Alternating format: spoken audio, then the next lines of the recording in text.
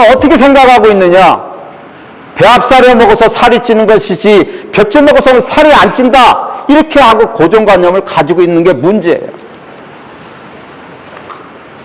우리가 번식후에 있어서 살이 찌고 있는 것은 대부분 무엇의 탓으로 돌리느냐?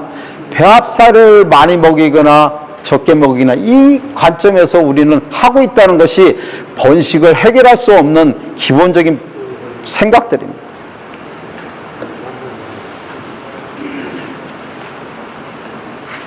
자, 여기서 또 하나 질문 드리겠습니다. 우리 집 번식후가 하루에 5kg 이상 배합사료를 주신다. 여기 사장님들, 하루에 우리 집 소 5kg 이상 먹는 소가 있다. 4kg가 먹는 소 있다. 손 안 들기로 작정하셨습니다. 3kg. 네, 3kg가 많으시네. 우리는 배합사료를 4kg 먹는 것도 너무 많다고 생각해요.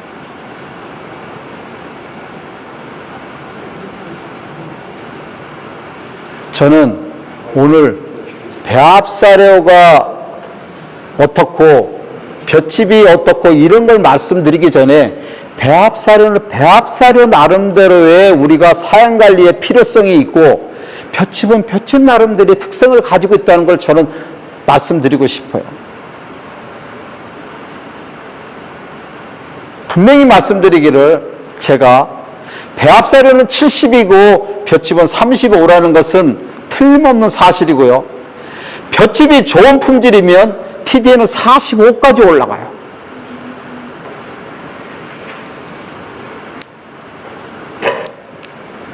볏짚이 단백질이 혹시 몇 프로 있는지 혹시 아십니까? 제가 선물 드리겠습니다. 맞추시는 분. 아실 텐데 또 모르는 척하고 계실 수도 있어요. 볏짚이 단백질이 몇 프로일까? 예. 12%가 될 수도 있겠지만 그 정도는 아닌 거죠. 볏짚은 일반적으로 단백질이 교과서상으로는 4에서 6%. 4에서 6% 정도. 단백질이 있어요. 탄수화물도 있고, 조소염도 있고.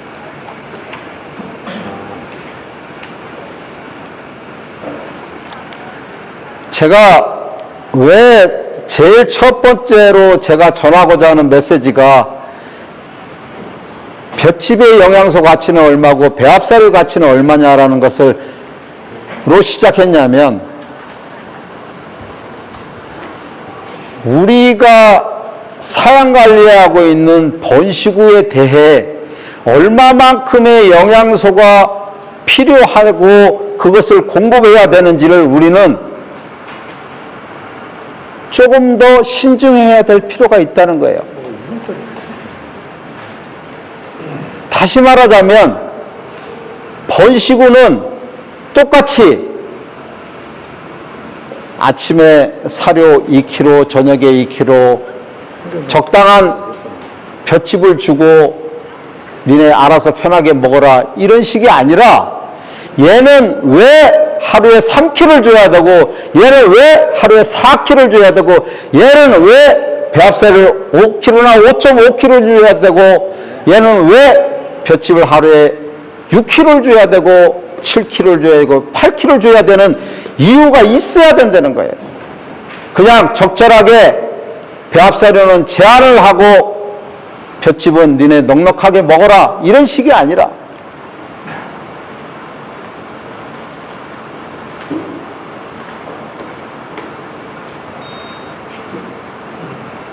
결론적으로 말씀드리면 번식후에 대한 과비의 문제는 대부분이 잘 생각해 보면 볏짚을 무제한으로 많이 준데 여러 가지 문제를 일으킨다고 보시면 거의 맞습니다. 왜냐하면 여기에서 아까 손 안 들어서 그런지도 모르지만 하루에 대부분이 5kg 이상 먹이시는 분들이 이렇게 드물어요. 근데 볏짚의 TDN 양으로 보면 하루에 5kg 정도 이상까지 먹을 수 있게 하는 사양 관리를 무제한으로 주는 사양 관리를 많이 하고 있다는 게 문제예요. 그렇다고 그러면 우리가 번식우에 대한 과비는 어디서 왔을까 하면 오히려 배합사료보다는 볏짚을 무제한으로 많이 준 거에 대해서 문제가 있었겠다라고 추정이 되는 거예요. 다는 아니겠지만 7, 80% 이상은 그렇게 보이는 거예요.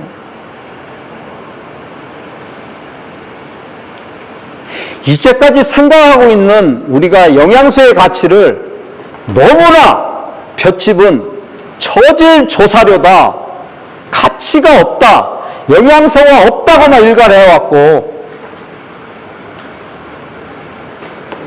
좋은 조사료, 양질의 조사료를 하면 수입 들어오고 포릇포릇하고 알팔파 베리니, 티모신이 이런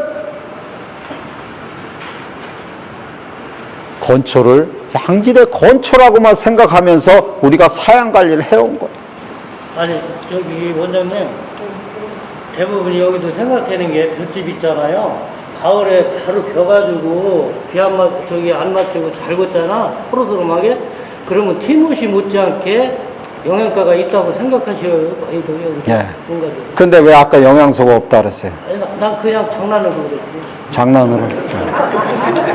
아니 우리 농가들도 대부분이 그렇게 생각하고. 장난 계속 칠 건 아니죠. 아니요. 원장님도 잘하는데. 그래서 중요한 건 뭐냐면 우리가 정확하게 영양소의 가치를 알고 우리가 먹여보자 이거지. 먹여보자 이거지. 어떻게 먹이느냐를 우리는 따져보자 이거지. 두 번째로 넘어갑니다. 제가 첫 번째 드리는 메시지는 배합사료와 볏짚의 관계의 영양소 가치. 그 다음에 번식우한테서 배합사료 볏짚 위에 먹이시는 거 뭐 있죠? 여기 라이그라스 먹이십니까? 네. 라이그라스 먹이세요. 또 다른 거. 호밀, 연매, 수단. 그거는 볏짚보다는 영양소로 따지면은 건물량입니다. 건물량으로 볏짚은 35라고 하면 일반적으로 그런 종류의 것들은 한 50 정도 됩니다. 좀 더 높은 거죠. 예. 건물량으로 따지는 거예요. 예. 좀 더 높은 거야. 비집 먹이는데 괜찮아요? 두부 만드는 채소. 예. 비지도 어느 정도 선에서는 괜찮습니다. 예. 지금 뭐 사료값이 비싸고 한 상태에서는 크게, 예. 한 어느 정도 먹이세요? 아침에 한 바가지씩, 저녁에 한 바가지. 그러니까 이게 제가 궁금한 게 한 바가지가 이따시만한 게 한 바가지입니까? 요만한 한 바가지입니까? 예? 예, 1kg짜리로. 네. 그거는 수분이 한 7, 80% 되겠죠. 예. 그래서 어쨌든 우리가 먹이는 사료의 가치를 알아야 되는데, 제가 얘기하고 싶은 건 뭐냐면 일단 번식우를 우리가 배합사료하고 볏짚 위주로만 한번 얘기를 해보자 이거죠. 해보자.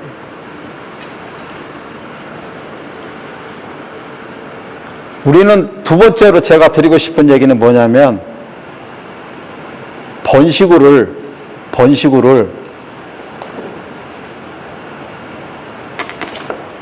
단계별로 나눠서 우리가 먹여야 된다고 하면 그 단계별을 3단계로 나누고 싶어요. 3단계로. 저는. 만일 우리 집 번식우들이 있는데 그 번식우들 그룹을 1단계, 2단계, 3단계로 나누면 어떻게 나누고 싶을까요? BCS. 예? BCS로. 좋습니다. 또? 임신 되고 안 되고. 예, 임신 되고 안 되고. 또 다른 방법 있나요? 유튜브 보신 분 없으세요? 열량? 예? 열량? 개월수. 아, 개월수.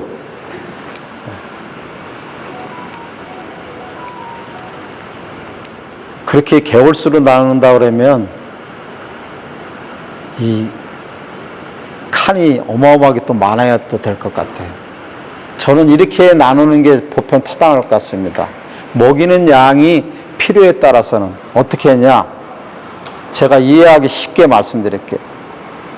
번식후에 있어서 우리는 도다먹이기에 대해서는 너무나 잘 알고 있어요. 그죠? 도다먹이기는 누구를 통해서 많이 들었어요. 그죠?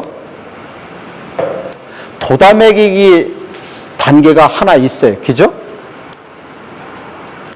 그러면 그 이전 단계는 도다먹이기 이전 단계죠. 도다먹이기 단계가 어떤 시점의 단계가 도다먹이기 단계입니까? 예, 만사. 임신 7개월에서 분만시까지가 도다먹이기 단계야. 그럼 그 도다먹이기를 해야 되는 그 이유는 아시죠?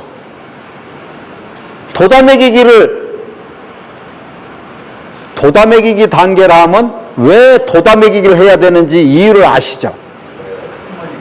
뭐 때문에 그렇습니까? 네, 송아지가 뱃속에 커가니까. 사실 뱃속에 있는 거는 송아지라고 안 하고 태아라고 그러는데, 태아의 성장을 위해서 좋은 면역력을 가진 송아지, 우량 송아지로 태어나기 위해서, 또 이거와만큼 중요한 내용이 또 하나 있는데, 예?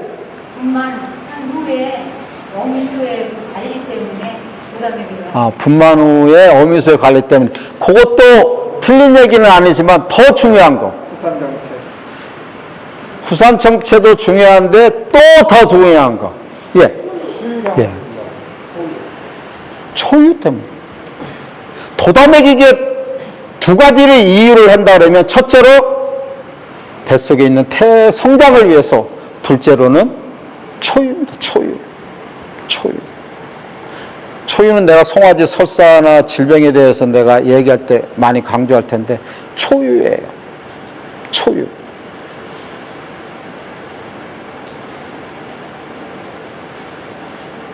그러면 도다먹이기 이전 단계가 있지 않겠습니까? 그 단계가 언제라고 판단하냐면,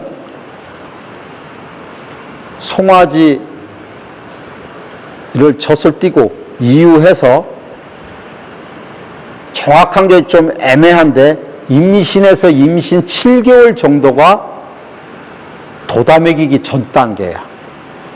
임신에서 임신 7개월까지가. 자,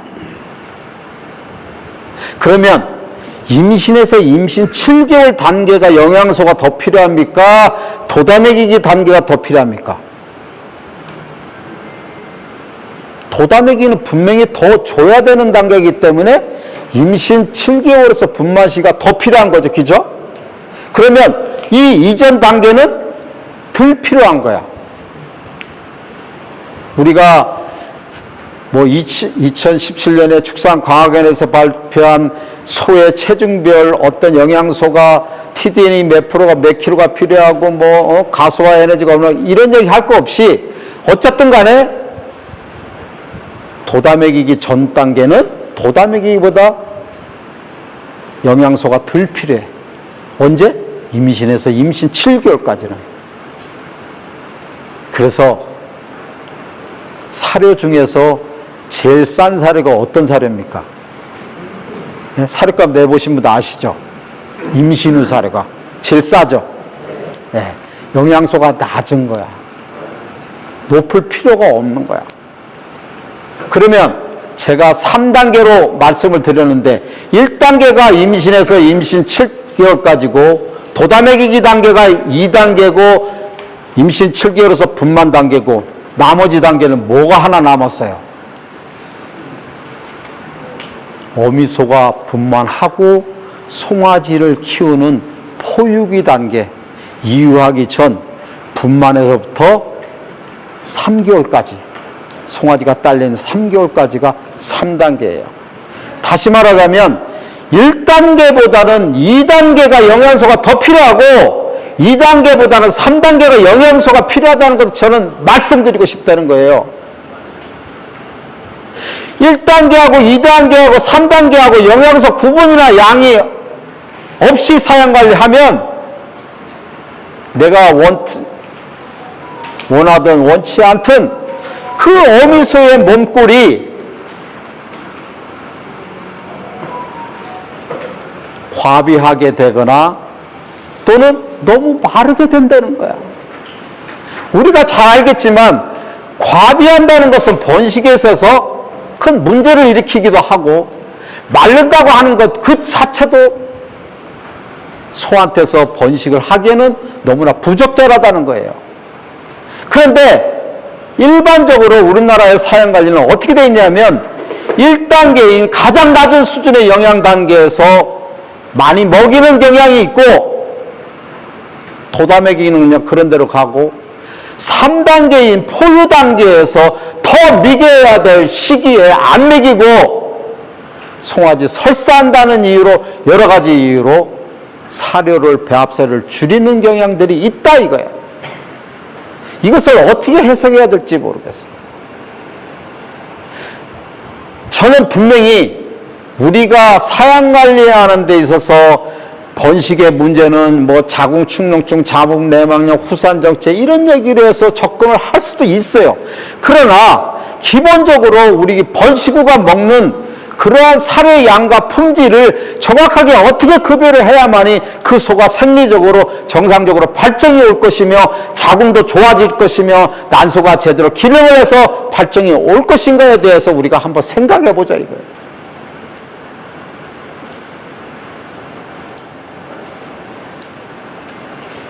앞으로 가면 갈수록 번식후에 대한 문제는 점점점 우리를 괴롭힐 것이 분명합니다. 왜냐하면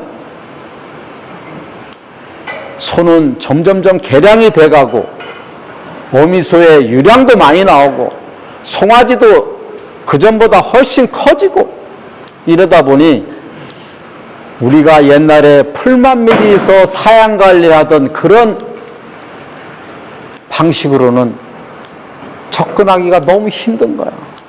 왜냐하면 소를 중심으로 먹인 양하고 나오는 양이 어느 정도 맞아야만이 발정이 오게 돼 있거든요. 우리가 번식을 하려고 그러면 그냥 번식이 되지 않지 않습니까? 발정이 어느 정도 와야 되고 그 다음에 자궁과 난소도 어느 정도 좋아야 되고 뭐 배아사멸의 문제도 없어야 되고 착상도 잘 돼야 되고 임신해서 수정이 돼야 되는데 그게 임신이 잘 유지돼야 되고 이런 여러 가지 상황들이 영양소하고 많이 관련이 되어 있다는 거예요. 우리는 번식이 안 되면 어떻게만 생각하고 계시냐면 이 수정적기가 맞았냐 안 맞았냐만 가지고 그것만 계속 따지는 거야. 근데 임신에 관련돼서는 그 이에 너무나 많은 내용들이 있다는 거지.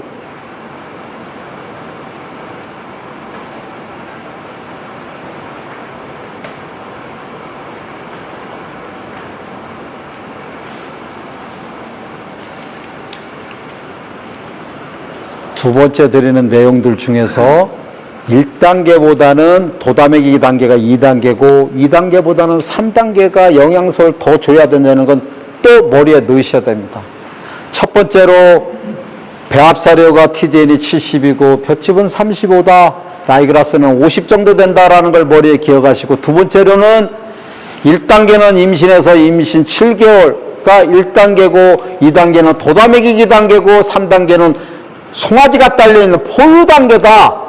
이렇게 해야 되고 1단계보다는 2단계가 영양소가 더 필요한 거고 2단계보다는 3단계가 영양소가 필요하다는 것을 우리는 인식을 해야 되고 그걸 인정해야만이 번식이나 앞으로 송아지 질병에 대해서 문제가 없다고 생각합니다.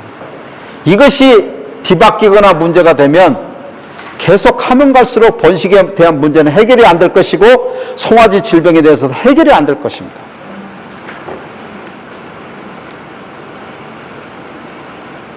다시 말하자면 이런 거예요. 1단계보다는 2단계, 2단계보다 3단계 말하는데 그럼 도대체 얼마만큼의 양이 서로의 차이가 있느냐를 감이 안 와. 그래서 아까 우리 사장님도 했지만 체중별로도 서로 구분하자 이러는데 사실 그게 관련돼서는 체중도 많이 관계가 됩니다. 근데 일반적으로 보면 제가 그냥 이해하기 쉽게 간단하게 머리에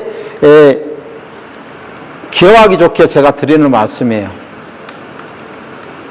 1단계는 배합사료를 3kg를 주면 하루에 3kg를 주면 도담액이기는 4kg는 범위고 포유기는 5kg를 줘야 된다는 거야. 3, 4, 5.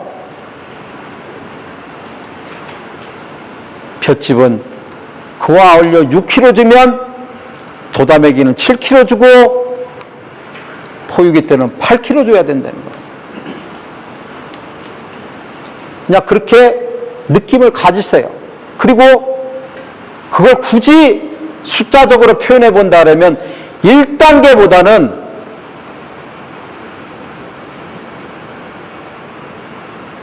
포유기 단계 3단계가 한 1.7배의 더 많은 영양소 양이 필요해. 2배 정도는 안 되더라도 어떻게? 1.7배. 1.7배. 도담액이 가운데 단계는 1단계보다 보통 사료 1kg 정도 내외의 필요한 영양소라고 이렇게 보시면 돼. 플러스 1이라고 보시면 돼. 이것을 지켜야만이 우리가 번식후에 있어서 몸골을 유지하고 또 좋은 초유를 생산하고 뱃속에 있는 태아를 잘 성장시키고 그 다음에 그 태어난 송아지를 잘 기르게 되고 그 송아지를 충실하게 잘 키우면서 발정도 잘하고 수태율도 높아지는 일석이조의 사양관리가 이루어지는 거예요. 다시 보충되어 설명드리자면 이런 거예요. 우리 사장님 좀 아시겠는데 임신 7개월에 있는 뱃속에 있는 태아는 체중이 얼마나 될까 한번 궁금하지 않아요? 몇 킬로 정도 될까요? 유튜브에서 보신 분. 25에서 30. 네? 네? 25에서 30. 아니, 태어나는 애들이 25에서 30kg 아니? 우리 사장님 많이 보셨다며.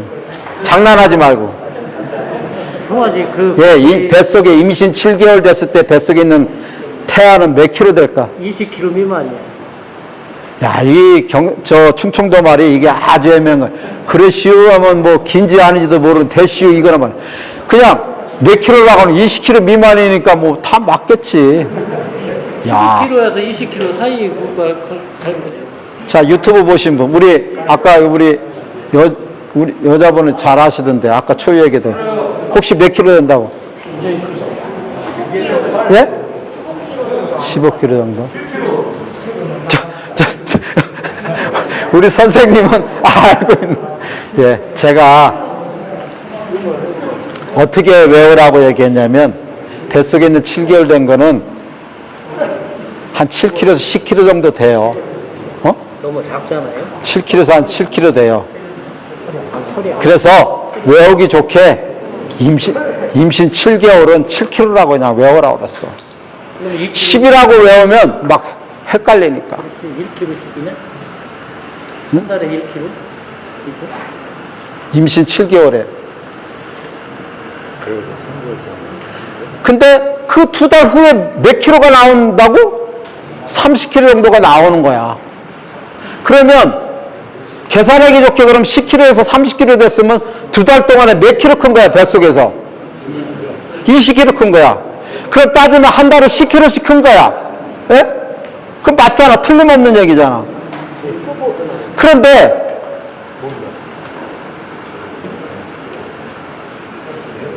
송아지 낳아서 30kg로 낳았어, 송아지가. 걔네들이 암놈하고 순놈하고는 틀리지만 태어나서 한 달 정도 되면 걔네들이 체중이 몇 킬로 돼요? 안 재봤지만 대충 해보면 순놈은 60kg 정도 돼요. 아이고, 원장님 그렇게 되면 잘 키우는 집인데. 잘 안 키워도 50kg 돼요.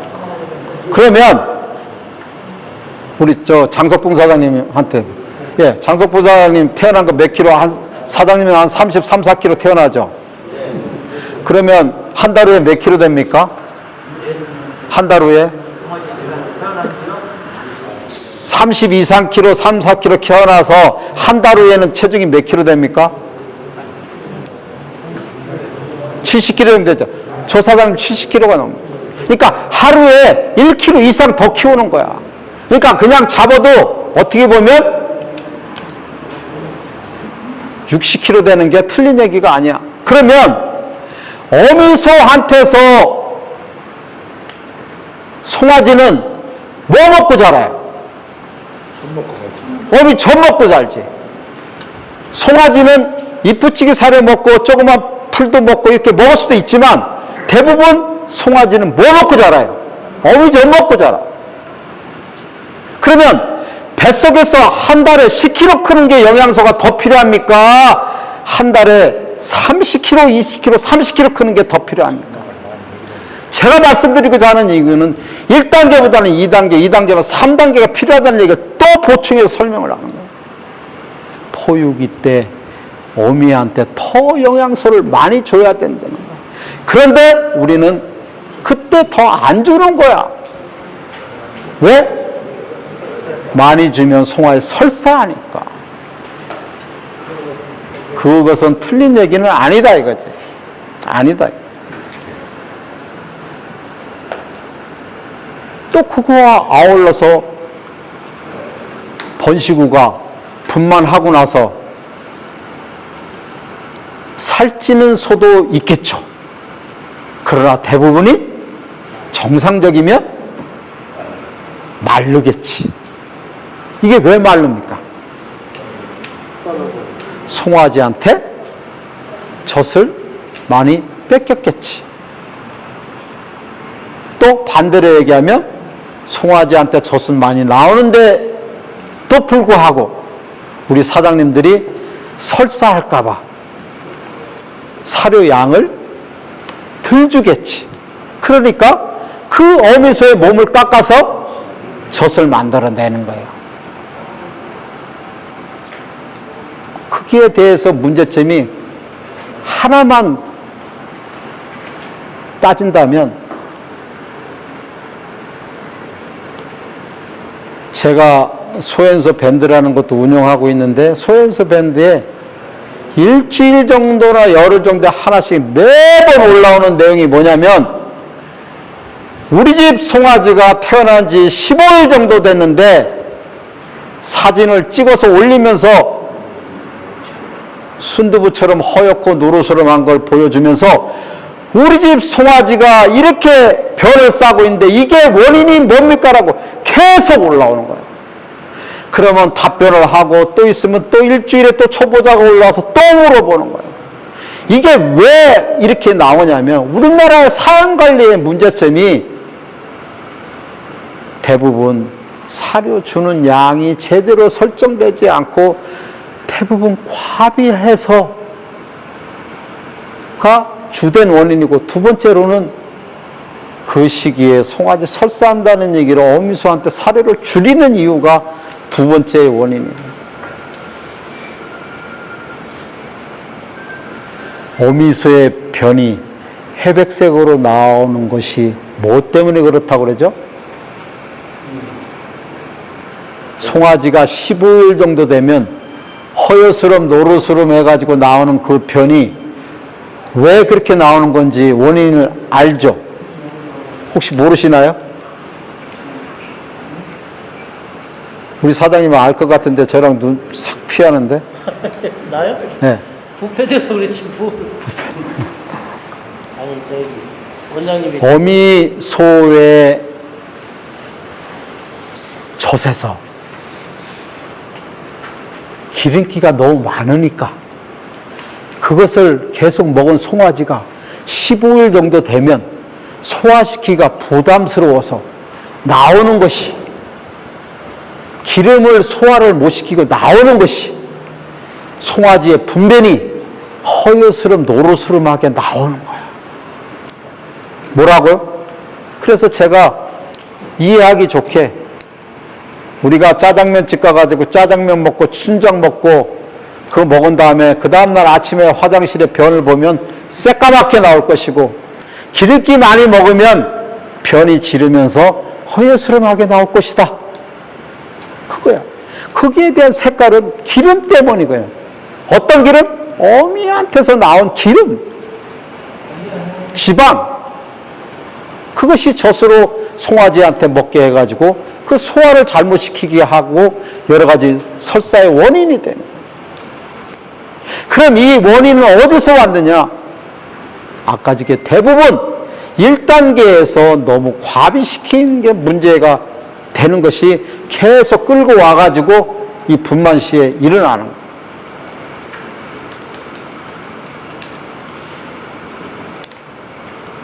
오늘 그것에 대한 영양학적으로 자세하게 얘기하면 이게 머리가 아플 겁니다. 어쨌든 그 정도까지만 해가면서 우리가 이해를 해서 넘어가야 되지, 더 복잡하게 들어가고 뭐 휘발성 지방산 얘기 나오고 그러면 이 머리 아파서 이제 못 됩니다. 그래서 어쨌든 제가 드리고 싶은 얘기는, 두 번째 메시지는 어미소의 번식 후 그룹을 3단계로 나누자. 이해하자. 2단계 도다매기 단계가 가운데 2단계고, 2단계보다 좀 낮은 단계가 임신에서 임신 7개월 단계고 3단계가 포유기 단계다 라고 이해를 하고, 1단계보다는 2단계가 영양소가 더 필요한 거고 2단계보다는 3단계가 영양소가 필요하다는 걸 우리는 인식하자. 자, 여기까지 말씀드린 것 중에서 이해가 안 되거나 질문 있는 분 계신 분?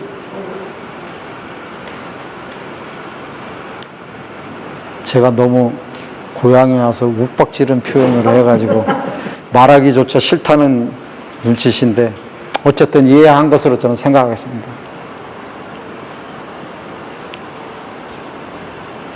(1단계보다는) 2단계, 2단계보다 3단계, 이게 지켜지지 않으면 제가 앞으로 말씀드릴 내용이 우리가 겪는 문제를 해결할 수가 없어요.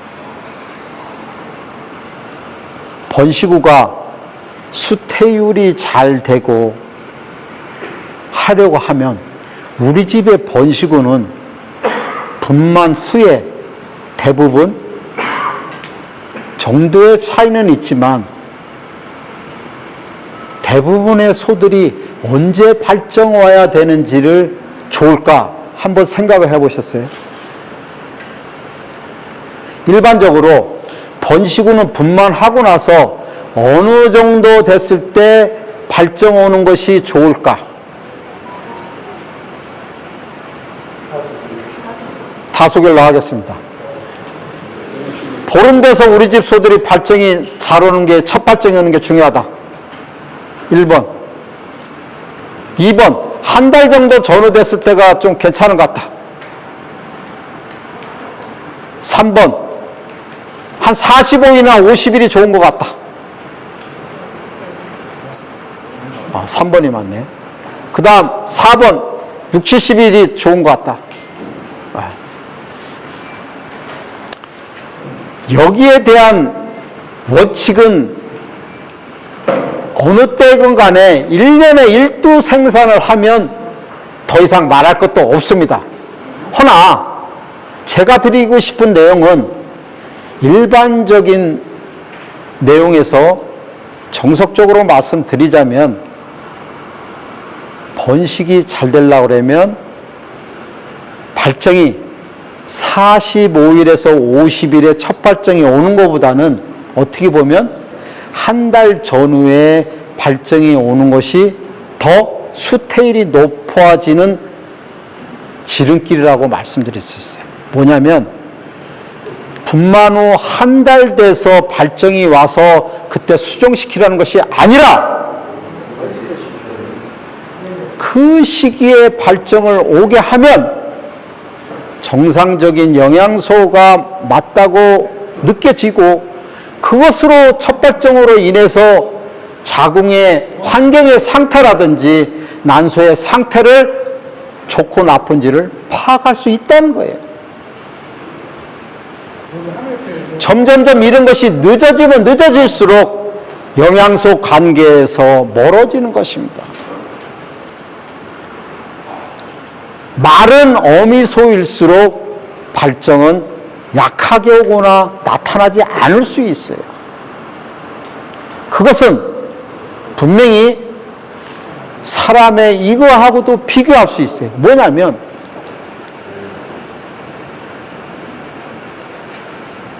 여성분들이 내 몸을 날씬하게 하기 위해서 다이어트를 심하게 한다. 그럼 말라. 안 드셔. 그러면 자연적으로 그와 더불어 몸에서 일어나는 생리현상이 안 나타날 수 있어요. 똑같은 거야. 번식후도 제대로 먹는 양이 줄어들게 되면 발정 증상이 안 나타나게 되는 거야.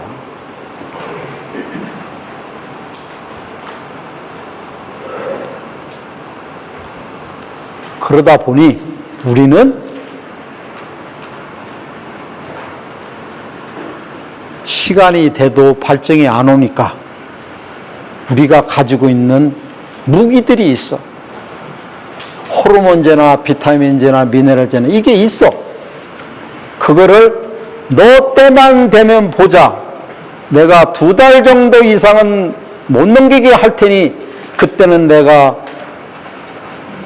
이런 주사약으로 놓겠다도 아니야. 찔러버리겠다. 과감하게 찔러버리겠다 이거예요. 근데 중요한 것은 우리가 정상적으로 생리적으로 발정이 온 소의 자궁과 난소가 좋겠습니까? 그렇지 않은 소가 좋겠습니까? 정상적으로 발정이 오는 것이 분명히 좋을 것입니다. 정상적으로 발정 오는 소가 좋고 뿐만 아니라 그 소에서 배란되는 난자의 품질도 좋을 것이다. 우리는 수정적게만 돼서 이게 임신이 되고 안 되고 그런 생각들만 하고 있어요. 난자의 품질에 대해서는 생각들을 안 해. 또 그 소의 자궁에 있는 어떤 염증 상태나 이런 걸 생각을 안 해. 근데 이것이 모든 것이 어떤 거하고 관계가 되어 있냐면 우리가 어미소한테 급여하는 영양소하고 완전히 직결이 되어 있다는 거죠. 그렇다고 그러면 우리가 다시 한번 생각해보고 방향을 다시 조정을 해봐야 된다는 게 제가 드리고 싶은 말씀이에요.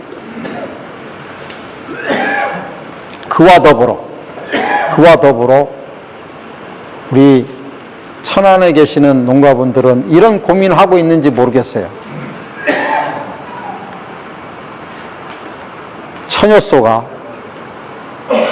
태어나서 8개월, 10개월, 12개월 됐을 때는 발정이 우라지게 오는데 정작 수정시켜야 될 14, 15개월에는 발정이 안 온다. 혹시 그런 건 느끼지 못하십니까? 제가 보기에는 뭐 어느 정도 이렇게 고개 끄덕끄덕 하시는 분 있는 거 보니까 하여튼 5, 60%는 계시는 것 같아요.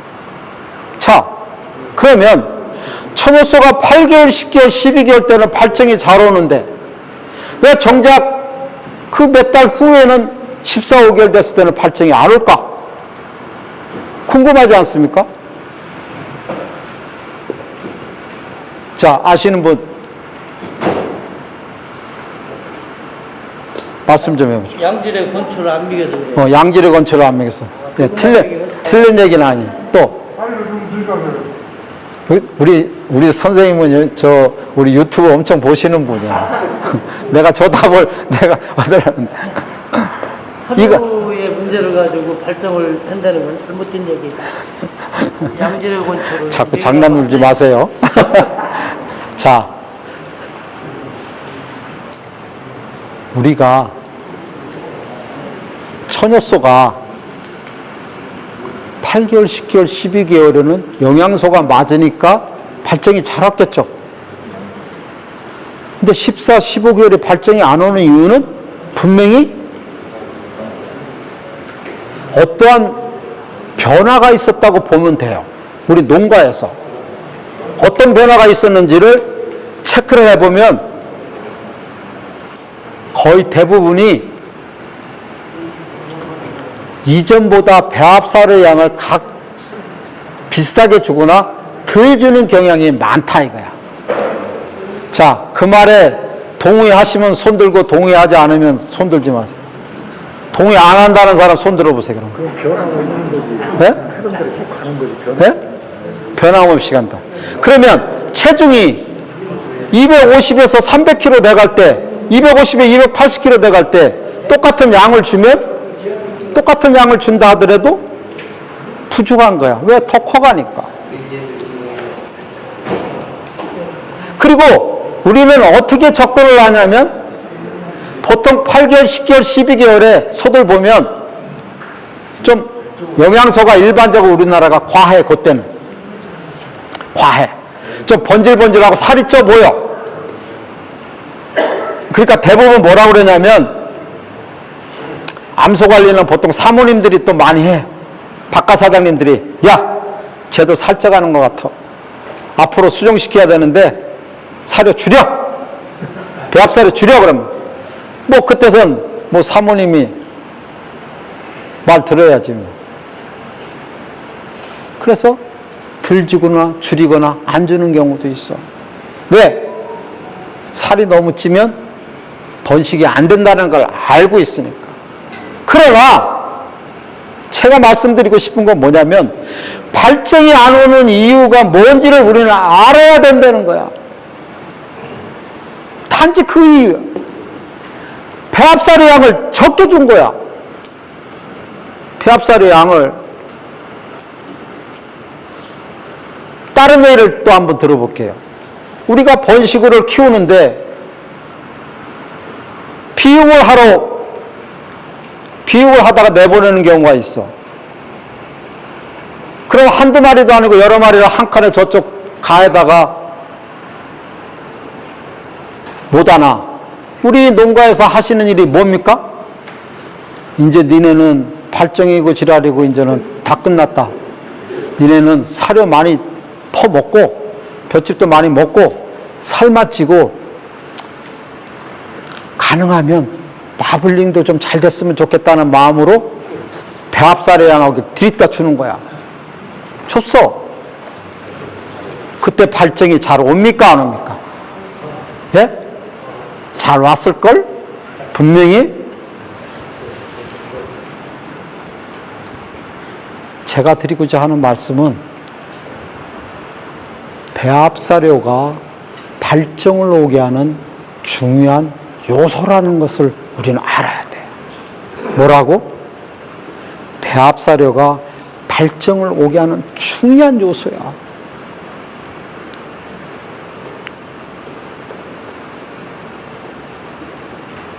처녀수인 경우에는 사료를 안 주니까 발정이 안 오고, 비구 같은 게 발정 오지 않으라고 사료를 많이 주니까 발정이 온 거야.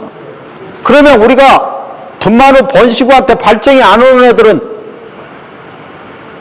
비타민, 미네랄도 좋지만 뭐를 더 줘야 되겠어요? 배합사료를 줘야 되는 거야. 제가 무한정 많이 주라고는 얘기를 안 하겠어요. 한 달 기간을 두고 배합사료 양을 올려줘야 되는 거야. 그래도 발정이 안 오면 그 소는 어떤 자궁에 염증이 있거나 어떤 문제가 있는 것이 아니면 분명히 그 소는 영양소가 아직도 부족하다. 그게 일반적인 얘기. 그렇지 않고도 발정 잘하고 새끼 잘 들어가면 아무 문제는 없어. 그러나 발정이 안 온다 그러면 분명히 뭔가 영양소의 가치를 못 맞춘 거야. 그럼 그것을 맞추기 위해서 뭐로 맞춰라? 배합사료가 동원이 돼야 된다. 그것도 한 달 기간 동안이라도 올려주고 발정 오고 수정 들어가면 원위치로 들어가면 돼. 계속 많이 주려는 게 아니야.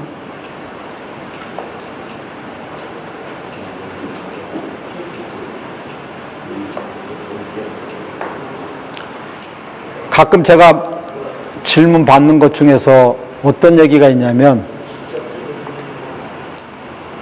원장님, 제가요, 원장님이 하라는 비타민과 미네랄 진짜 철저하게 내가 소한테 먹이고 했는데 왜 우리 집 소가 발정이 안 옵니까? 그것도 겸손한 게 아니야, 전화로. 왜 안 옵니까? 따지는 거야. 당신 돌팔이 아니야? 비타민 미네랄 먹이고 내는데 왜 발정이 안 와? 이런 거야. 그럼 내가 속으로 그러지. 아니, 사장님은 막 또 싸울 수는 없잖아, 내가 속으로. 사장님, 내 속으로 하는 얘기입니다. 사장님은 건강해지려고 그러면 밥하고 반찬은 안 드시면서 비타민과 미네랄은 쳐드십니까? 건강하려고 그러면 밥하고 반찬을 먹은 다음에 비타민과 미네랄이 필요한 것이지, 건강하려고 밥하고 반찬도 안 드시면서 비타민과 미네랄을 쳐 드십니까? 이 얘기. 소도 마찬가지야. 기본적으로 밥하고 반찬에 배합살하고 볏짚을 어느 정도 먹어야만이 기본적인 영양이 맞춰가는 거지. 그것이 아닌 상태에서 비타민 제아무리 미네랄을 하더라도 기본적으로는 안 맞는다. 그와 아울러 우리가 발정을 오게 한다는 것은 여러 가지 요소가 관계가 되지만 딱 한 곳으로 기결 한다 그러면 뭐라 그러냐면 난소가 충실해야 된다는 거야. 뭐가? 난소가 충실해야 된다는 거야. 난소의 크기가 어느 정도 돼야 된다는 거야. 정상적인 난소의 크기는 일반적으로 우리 어렸을 때 구슬치기 하는 것보다 그게 100이라고 그러면 한 80 정도까지는 돼야 돼, 기본적으로. 근데 우리가 발정이 안 오는 이유는 특히 배합사료와 관련돼서 몸에 일어나는 휘발성 지방산 중에서 프로편산의 비율을 낮게 맞추고 그것으로 인해서 혈당의 농도를 낮춤으로써 난소의 크기가 제가 방금 전에 얘기한 그 크기가 아닌 더욱더 작은 콩알만 하거나 파달갱이만한 것으로 되면 이 번식구의 기능은 점점점 발정도 약하게 올 뿐만이 아니라 온다 하더라도 수태율이 떨어지고 발정이 안 오고 계속되는 문제를 일으키면서 결국은 그 소는 비육시킬 수밖에 없다는 얘기죠.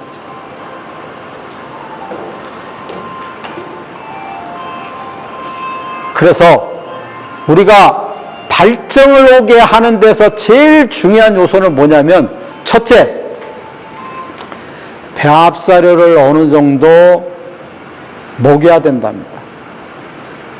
둘째, 비타민, 셋째가 미네랄이에요. 어떻게? 밥하고 반찬을 어느 정도 먹어야 된다는 거예요.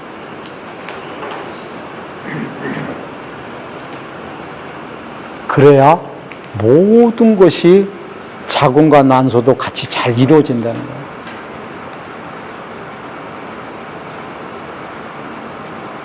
이런 얘기예요. 여기에 카텐을 쳤어요. 이 앞에 소들이 쭉 있어. 내가 어떤 소든지 몰라. 등치가 큰지 작은지 초산소인지 경산소인지 몰라. 제가 직장검사에서 손을 넣어가지고 자궁 만지고 난소 만지고 하면 그 자궁과 난소를 만지고 이 소의 특징을 다 알 수 있어. 사료를 어느 정도 주고 이 소의 크기는 어느 정도 되고 몇 산짜리고 이 소의 영양소는 어떤 것이다라는 걸 뭐로 알 수 있다? 자궁과 난소를 만져가지고 알 수 있다는 거예요. 굉장히 중요한 거예요. 그래서 결론은 뭐냐면, 제가 드리고 싶은 얘기는 뭐냐면, 기본적으로 수태율을 좋게 하는 방법 중에서 난소를 충실하게 하고 자궁을 깨끗하게 하는 방법 중에서는 제일 1차적인 게 비타민 미네랄보다도 배합사료에 어느 적절한 공급이 필요하다는 거예요. 그거는 제가 드리는 말씀이라기보다는 우리나라 2017년 축산과학원에서 나온 번식후의 에너지 사양 요구량에서도 다 나와 있어.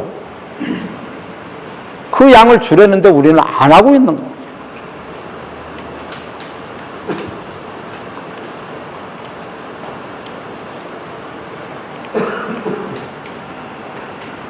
그래서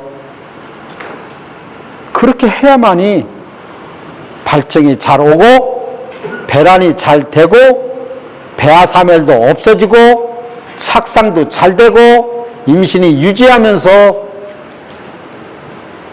수태율도 높아지고 번식 성적도 좋아지는 것이지 그렇지 않고는 안 됩니다. 자, 보세요. 임신을 하는 분들은 예. 그 목표가 이제 좀 발생이 잘 와서 했는데 이제 사료를 많이 주면은 살이 찌잖아요. 그래서 발정이 안 된다고 생각하고 사료량을 줄이고. 그러니까 사료를 많이 줘서 제가 살이 이제까지 쪘다는 얘기를 계속 얘기를 합니까? 볏짚을 많이 줘서 쪘다고 얘기를 합니까? 그렇죠. 예. 같이 이제 자, 우리 사장님 분만 후에 어미 번식 후가 말라요, 살쪄요? 마르죠. 그러면 사료 양이 더 에너지를 많이 줬습니까? 젖으로 나온 게 더 많았습니까? 소주를 나오는구나. 예? 젖으로 나온 게 많죠. 살을 많이 준 게 아니잖아요. 그런데 네. 이게 이제 살이 찌면은 예. 살이 언제 쪘을까요? 아니 계속 쪄 있어요. 그러니까 계속 언제 쪘을까요? 제가 한 얘기는 뭐냐면 1단계에서 쪘다는 거예요. 1단계는 낮은 수준의 사료를 줘야 된다는 거예요. 그런데 그것도 아니고 1단계, 2단계, 3단계 그냥 다 버무려서 그냥 니네도 아침에 2kg, 저녁에 2kg, 도다내기도 2kg, 2kg, 포이기도 오히려 더 줄이지. 이렇게 된다는 거야. 그러니까 1단계에서 더 줄여야 되는 거고 살이 쪘다 하면 3단계에서는 절대로 송아지가 죽지 않는 한은 걔는 살이 찔 수가 없어.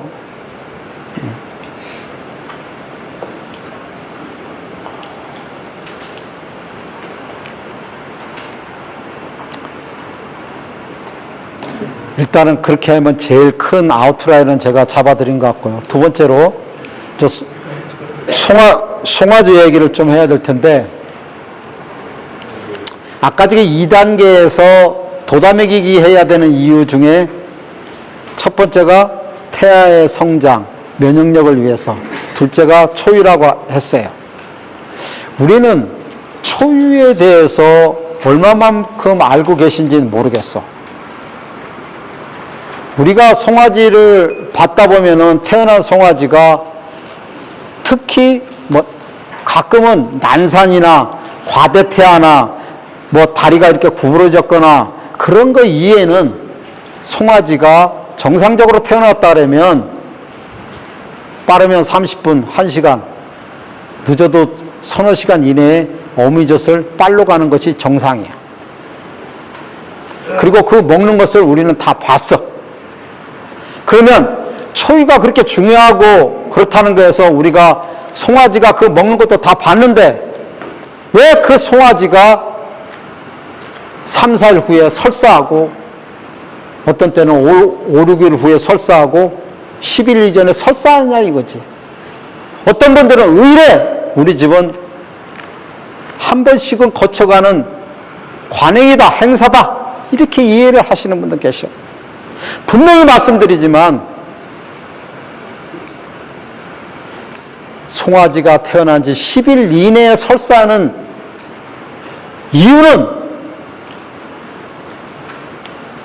딱 한마디로 얘기하라 그러면 초유의 품질과 양이 부족해서 생겼다 그러면 틀림없는 얘기다. 뭐라고요? 초유의 품질과 양이 부족해서 그렇다. 우리는 그렇게 접근을 해야 되지. 크립토스프리드입니다. 살모넬라다, 대장균이다, 로타다, 코로나다. 변은 이렇게 생겼으니 원장님 이건 어떻게 이렇게 해가지고 해야 됩니까? 어떤 주사약이 이게 잘 됐습니까? 이런 방식으로 우리는 접근을 하는 거야. 그건 절대로 아니다 이거지. 10일 이내 설사하는 이유는 단지 하나. 뭐라고? 초유의 문제다. 초유의 품질과 양이 부족해서 달아가면 틀림없는 얘기예요. 우리가 잘 아시지만 태어난 지 10일 이내에 있는 송아지가 설사해서 잘 죽지 10일 넘으면 그래도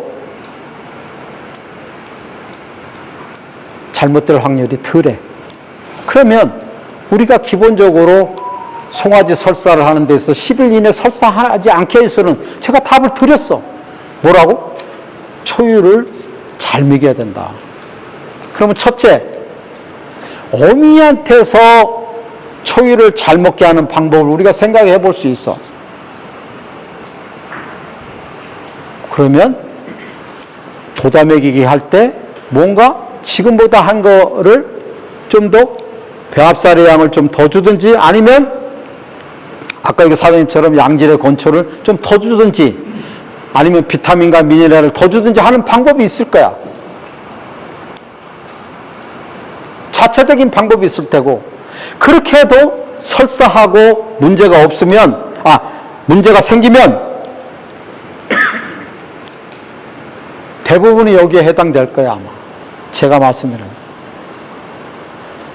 어미한테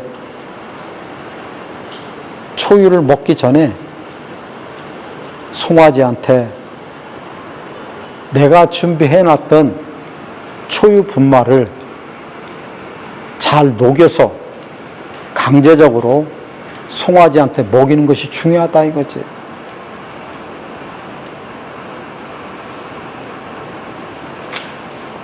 다시 말하자면 10일 이내에 있는 송아지가 설사하는 이유는 어미소의 초유 품질 중에서 이뮤노글로빈이라는 함량이 낮기 때문에 양이 적기 때문에 그 송아지는 설사를 하게 돼 있어.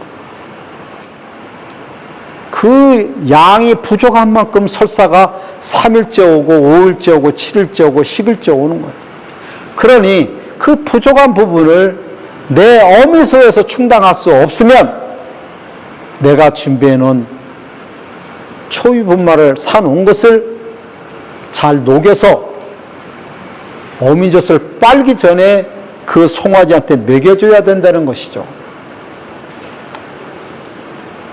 우리가 일본 사람들을 가끔 쪽발이라고 무시하지만 일본의 대부분의 농가들은 초산소, 이산소 낳은 송아지한테는 거의 90% 이상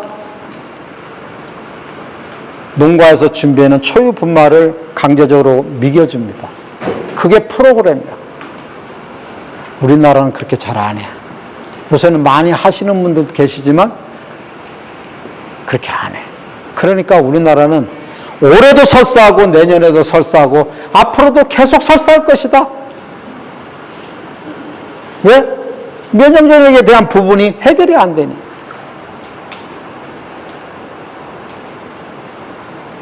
그것을 해결하지 않고 어떤 때는 나는 어떤 주사를 놓는 것이 좋다. 이 생각들만 머리에 딱 하는 거예요. 제가 시간이 되면 어떤 약품이 어떤 데서 좋고 이런 얘기도 할 수 있을 텐데 그 얘기하면 좋으시다가도 볼펜 딱 들고 어떤 약 탁 하고 이러세요. 중요한 것은 우리가 초유 계속 많이 들어서 그건 안 와. 좀 더 자세하게 알자 이거죠. 초유를 안 먹어서가 아니라 양이 부족하거나 품질이 안 좋아서 그런 거예요. 그러면 그것을 보충적으로 우리가 준비해놓은 초유 분말을 보충적으로 먹여주는 것이 제일 중요하고 그 이외에 우리가 짜매기는 항체 연고라든지 여러 가지가 있잖아요. 그게 이제 보조적으로 보충적으로 도움이 되겠죠. 또 우리 장 사장님 같은 경우는 요구르트 같은 것도 먹이시고 하여튼 그런 방법이 있겠죠. 근데 제일 중요한 건 뭐냐? 초유를 보충적으로 먹여주잖아요. 얼마만큼 먹여주느냐? 제가 얘기합니다. 배 터지도록 먹여보세요. 배 터지도록. 어떤 분들은 그렇게 많이 먹이시는 분도 있어. 계시고. 그 뭐라고 또 전화 오시냐면 초유를 먹이고 나서 이 송아지가 어미한테 가서 젖을 안 빤다는 거야. 그 내가 그 눈치챘지. 사장님 얼마 먹였습니까? 얼마? 그 송아지는 사장님이 준 초유 적당히 많이 먹어서 배불러서 배가 안 고프니까 어미한테 안 가는 거예요. 넉넉하게 먹여서 그런 거예요. 걱정하지 마세요. 걔는 배고프면 갑니다. 충분히 먹였으니까 안 가는 겁니다.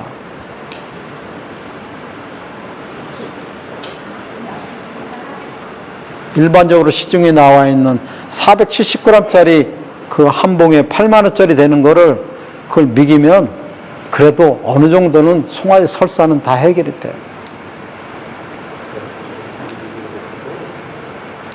최근에 어느 화순에 있는 농가 사모님이 제가 컨설팅 했던 농가인데 그 집은 이틀 동안에 그 8만 원짜리를 3개를 먹여 24만 원.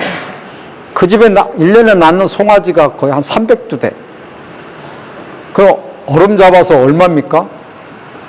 24만 원에 300두면 얼마입니까? 7천만 원입니까?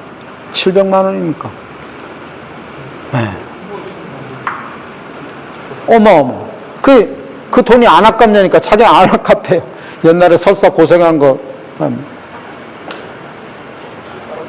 중요한 건 뭐냐면 일단은 송아지 설사는 어디서부터 해결해야 된다? 초유서부터 해결해야 된다. 초유 최대한 많이 먹이시라. 선생님, 설사로요. 예? 공기만 안 해요. 예? 공기만 안 한다. 예? 초유를 공기만 설사 안 한다. 초유를 굶겨? 예민해서 못 먹게 미져서 하는 못 먹게 하면 설사 안 한다고. 근데 초유를 안 먹게 하면 안 되죠. 초유를 안 먹게 하면 안 되죠. 아니 초유 먹고 이제 설사를 했을 때요. 공기만 안 한다. 우리 사장님은 아까부터 계속 앉아 계셨나? 갔다 왔다 갔다 하셨나? 지금 좀, 예? 계속 안 되겠습니다. 아니, 아까 중간에 나갔다, 내 중요한 얘기할 때 나갔다 오신 것 같은데?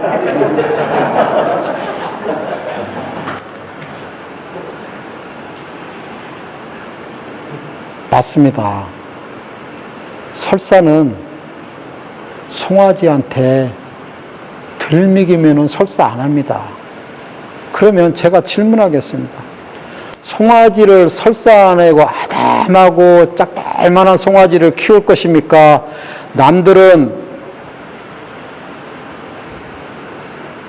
한 달에 30kg도 아니고 32, 3kg 난 송아지가 한 달 후에 70kg, 75kg 되는 송아지를 키울 것입니까? 저 질문해보고 싶어요. 회계사가 저기 보면은요, 설사하면 하루 굶기라고 해거든요. 그건 사실. 저는 그 길로 가고 싶으면 그 길로 가시고요. 저는 이 길로 가라고 하고 싶습니다. 송아지는 설사를 하는 게 물론 위험하죠. 제가 지금 드리는 얘기가 뭡니까? 송아지 설사를 안 하기 위해서는 초유를 보충적으로 먹여주라는 거야. 더. 그러면 10일 이내 설사는 안 해. 그 위험성은 가잖아. 그런 상황에 송아지를 잘 키우게 하고 설사를 안 하고가 문제가 아니라 그 송아지가 튼튼한 송아지로 태어나면 갈 것인가에 대한 문제를 우리는 아질 않아. 우리가 좋은 제품을 만들려고 그러면 그 송아지가 면역력이 있는 송아지로 키워야 될 거 아니야. 질병이 없는 송아지로.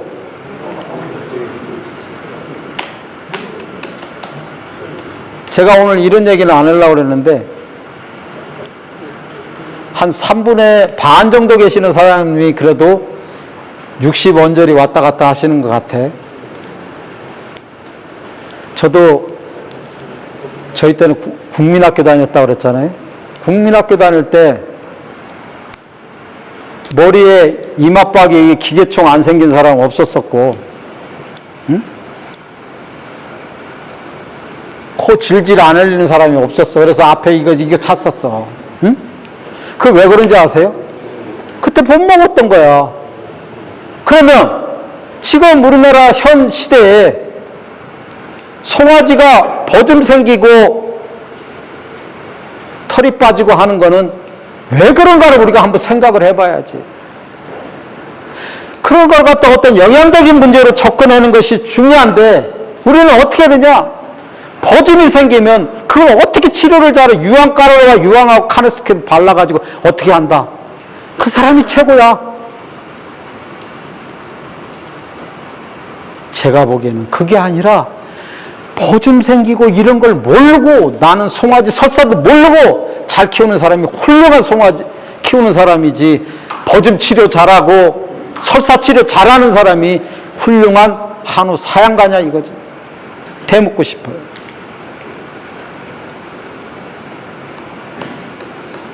그와 더불어 송아지 설사하면 치료를 어떻게 하느니 저 앞에서도 줄이 얘기합니다.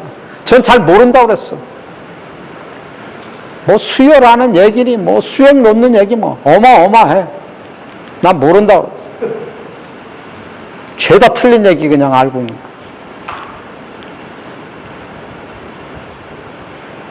저는 분명히 정도를 가야 될 길을 가고 나서 안 되면 좀 해보더라도 일단 정도로 가야 되는 거 아니야.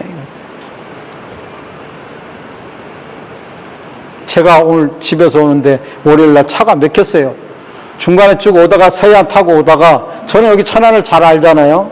아직도 집이 있고 그러니까. 그 내려오다가 남천안 IC로에서 올라올까.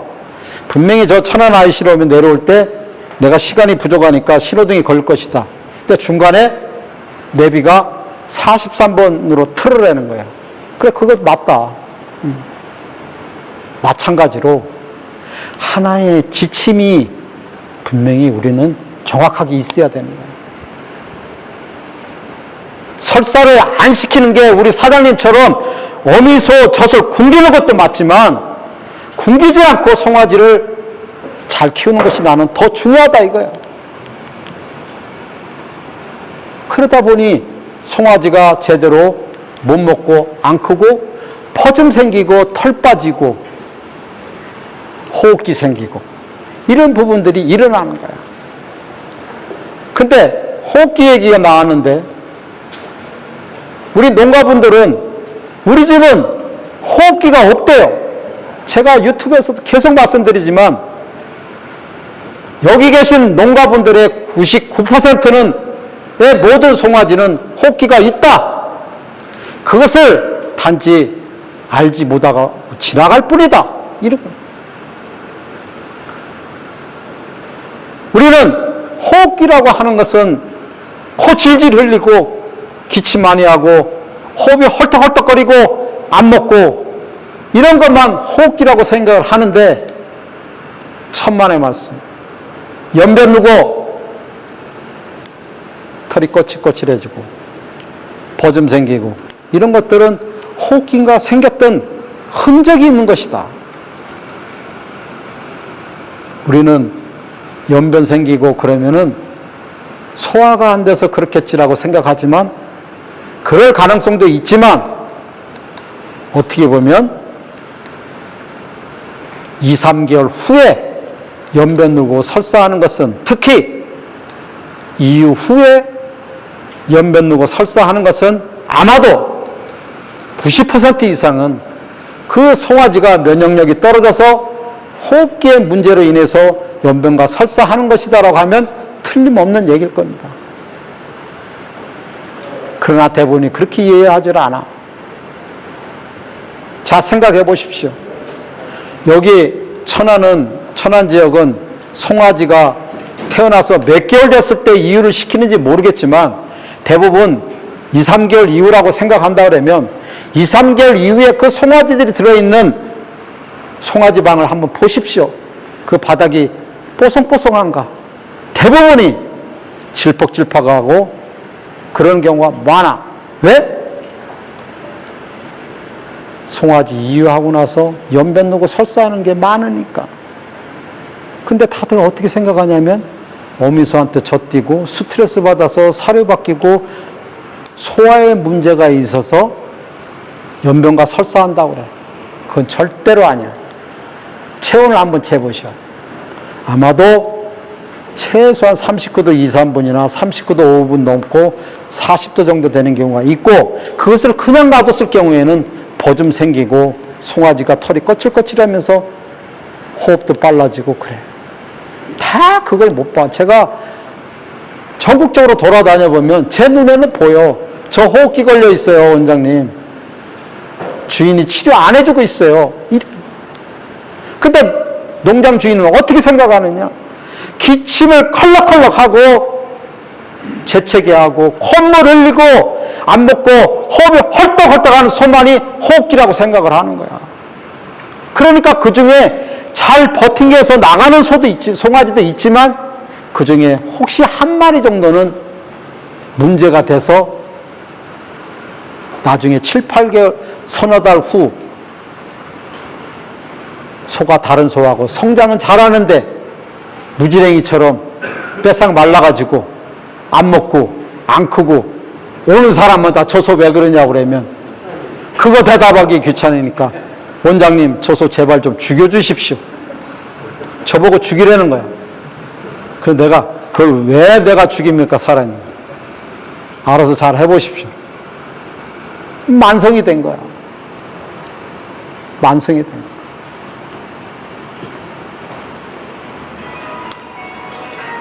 그래서 그런 부분에 대해 한 예를 들은 것이지 그 부분이 기본적으로는 초유가 그래도 어느 정도 약발이 2, 3개월 정도는 간다는 거예요. 그리고 제가 분명히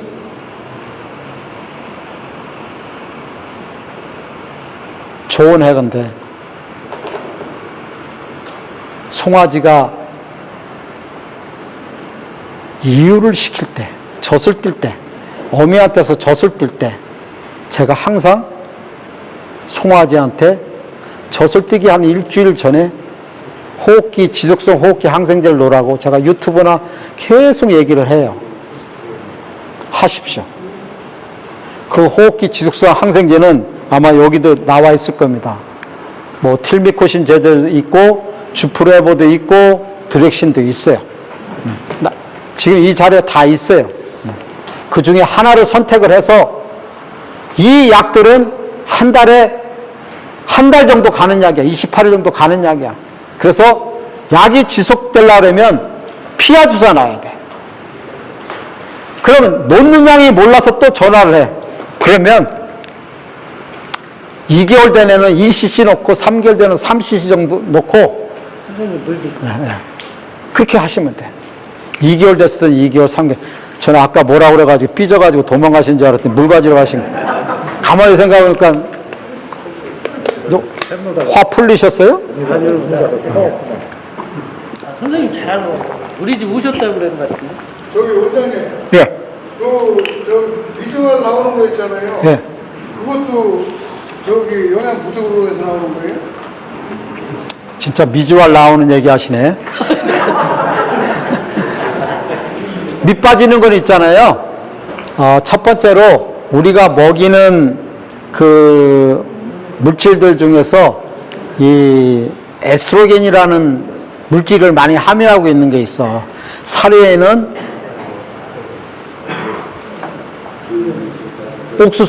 옥수수에 좀 있고, 그러니까 사료 좀 많이 먹이면 또 그럴 수 있고, 두 번째로 알팔파 베일 같은 데에도 그게 있고, 그러니까 그런 물질이 기본적으로 먹는 것에서도 그럴 수 있고, 두 번째로는 비육을 하다 보면은 복압이 밀려나오면서 질이 빠져나오는 경우도 있고, 세 번째로는 난산이나 어떤 여러 가지 문제로서 이렇게 일어나는 게 있어요. 그래서 농장마다 뭐 어디는 이렇게 계류식으로 모아가지고 해서 그런 것도 있고 그러는데, 그거는 일반적으로 살이 많이 찐 거에 그럴 수 있겠죠.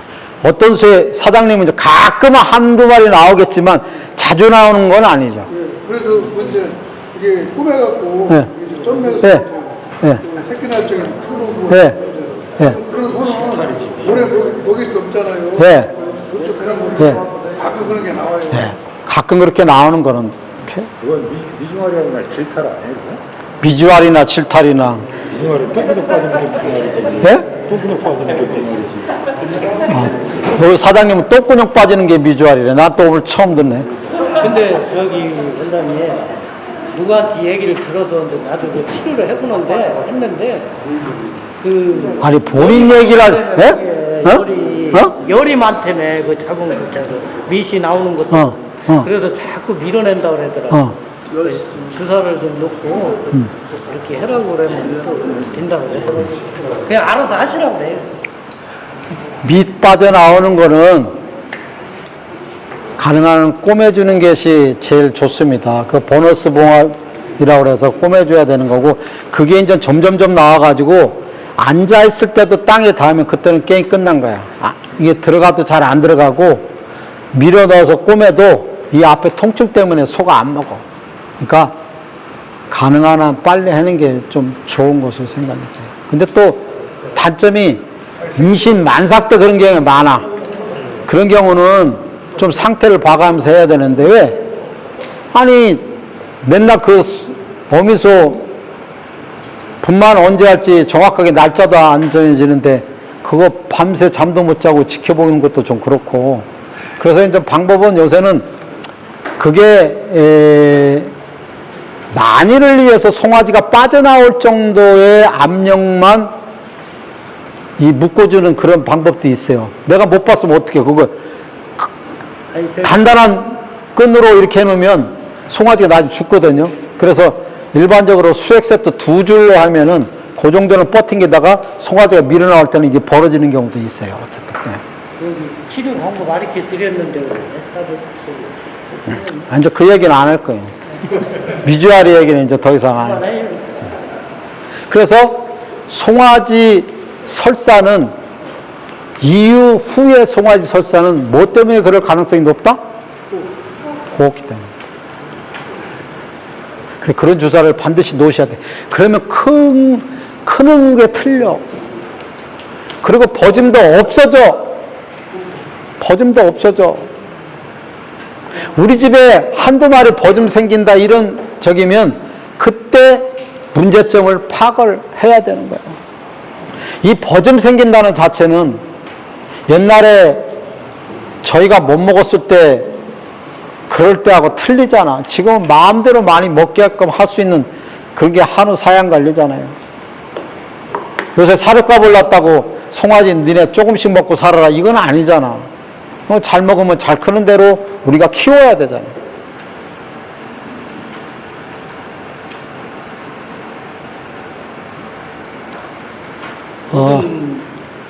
그래서 이제 올부터는 백신이 나왔다고 그래. 그러니까 이제 이런 얘기예요. 보증 백신이 요 사장님은 나왔다라니까 요 사장님이 그 얘기도 하기 전에 소용없어. 소용은 좀 있지 왜 없어요.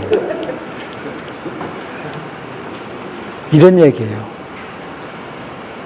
불을 잘 끄는 소방수가 훌륭한 소방수냐, 불을 안 나게 예방시키는 소방수가 훌륭한 소방수냐. 내가 사양관리를 잘해서 버짐을 안 생기게 하는 게 더 훌륭한 거지, 버짐 생기게 해가지고 내가 치료 잘하는 건 절대로 아니다 이거야. 네, 그건 이제 그만하고요. 그 다음 이제 우리 농가에서 시달리는 것 중에 하나가 이런 걸 수도 있어요. 송아지 설사 중에서 송아지 피설사에 대해서 한번 된통 당하시거나 죽여보거나 고생하고 계신 분들 계실까요? 송아지 피설사. 많죠. 시청기 그러면 지금 송아지 피설사에 대해서는 우리가 얘기 안 해도 됩니까? 송아지 피설사의 얘기를 해야 돼요? 한번 해본 거예요. 송아지 피설사는 송아지가 태어나서 언제 정도의 피가 많이 나옵니까? 네? 네. 주로 25일 정도서부터 시작합니다. 한 달 25일서 넘어서 또 어떤 때 2달서 또 시작을 해요. 자, 우리가 그러면 왜 열흘 보름 20일 이전에 안 하고 25일 한 달 돼서 송아지가 피설사를 할까? 한번 생각해 보지 않았어요? 왜 한 달 이후에 나타날까? 궁금한 게 많아서 이것저것 찾아보고 지금 먹을까 안 먹을까 다 먹어.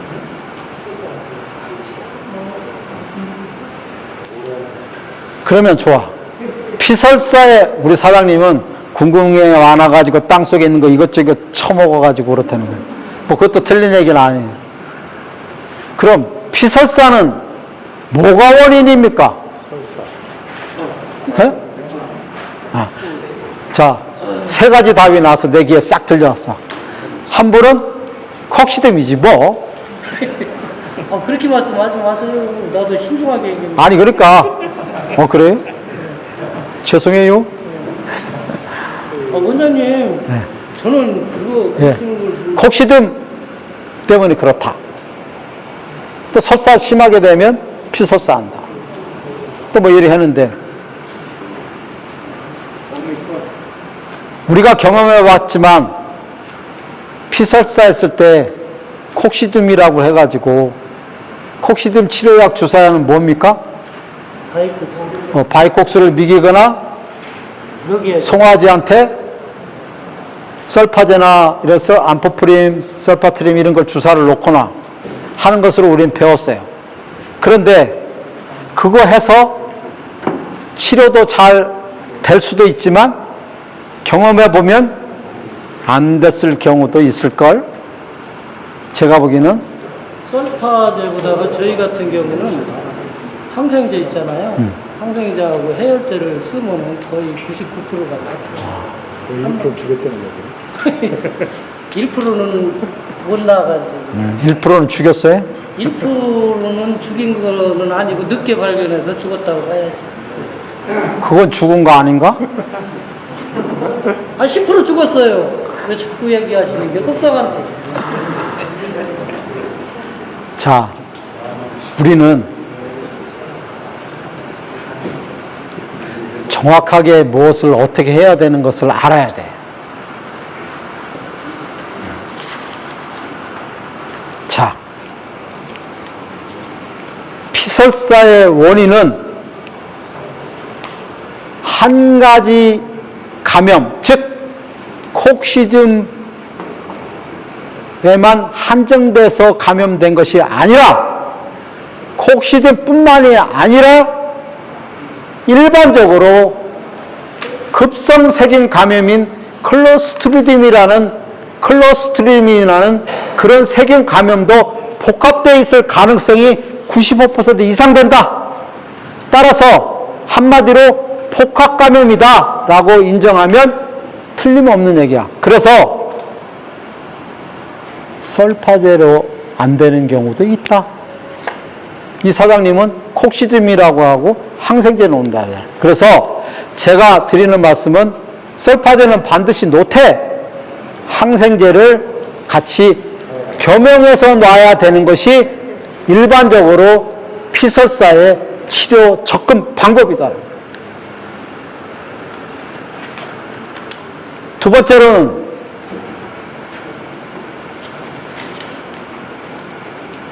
우리 사장님이 아까 한 마리 죽였다 그랬어요. 늦게 발견해서 죽였대. 피설사는 조기 발견이 제일 중요한 거예요.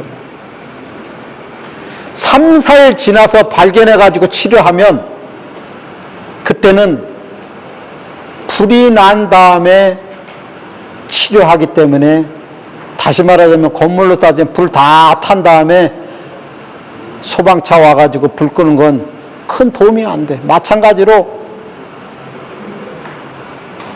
빨리 발견해야 된다는 게 중요한 또 하나의 원칙이야. 그렇지 않으면 나중에 치료가 된다 하더라도 꼬리를 바짝바짝 들고 등허리를 구부리고 자꾸 허심 주고 이런 행동을 하는데 이걸 이거부증이라고 하는데 어느 사장님은 원장님 저 장 속에 똥이 맥혀가지고 안 나오니까 원장님 제발 관장 좀 해주십시오라고 계속 저한테 그게 아니고 뱃속에 폭탄이 터져서 거북하니까 허리를 구부리고 계속 힘을 주는 거야. 그러니까 그 송아지가 못 사는 거야. 이 너무 아프니까. 그러니까 패싹패싹 마르는 거지. 얼마나 통증이 심하겠어. 가위로 찢어지는 그런 아픔이 있는데 또 여기서 잘못하지 말아야 될 것이 뭐냐면 우리는 설사하면 아까도 여기 말씀하셨지만 조금 굶긴다는 게 머리에 들어있어.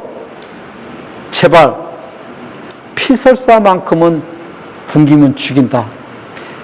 피설사하는 송아지를 굶기면 나는 이 송아지를 피설사와 더불어 반드시 죽이고야 말겠다 하는 거랑 똑같은 거예요. 그나마 통증이 있어 먹기도 힘든데 그나마 하루에 한 번이나 두 번 갈지도 안 갈지도 모를 그 우유를 먹으려고 가서 낼름낼름 할 텐데 그 조그만 양마저도 먹지 못하게 하면 너무나 비정한 것이에요. 그렇게 3, 4일 지나면 송아지는 힘이 없어서 혈당이 떨어져 쭉 가라앉게 돼요. 못 일어나게 돼 있어요. 그래서 제발 피설사를 하면 어미소 굶기지 말아야 돼. 세 가지야. 첫째, 복합감염이다. 설파제하고 항생제를 같이 해야 된다. 그것도 일주일 정도 해야 된다. 3, 4일 하면 안 돼. 일주일 정도 해야 돼. 두 번째, 조기 발견해야 된다. 세 번째, 굶기면 안 된다.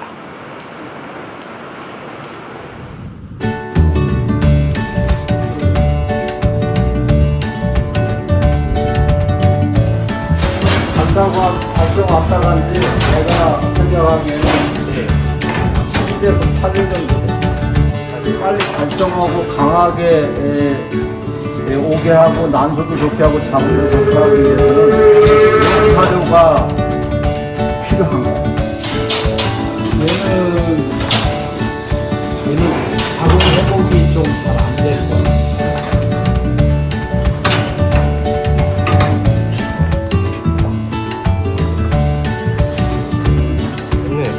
56일. 0.37이 나와서 저기가 서야 돼.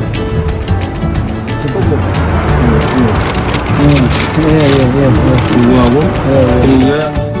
그래도 나서 문제는 목이 노산 미네랄 진초빵 이게 아니야. 우리가 영양제를 먹었듯이 밥도 안 먹어서 영양제만 자꾸 먹으면 되나?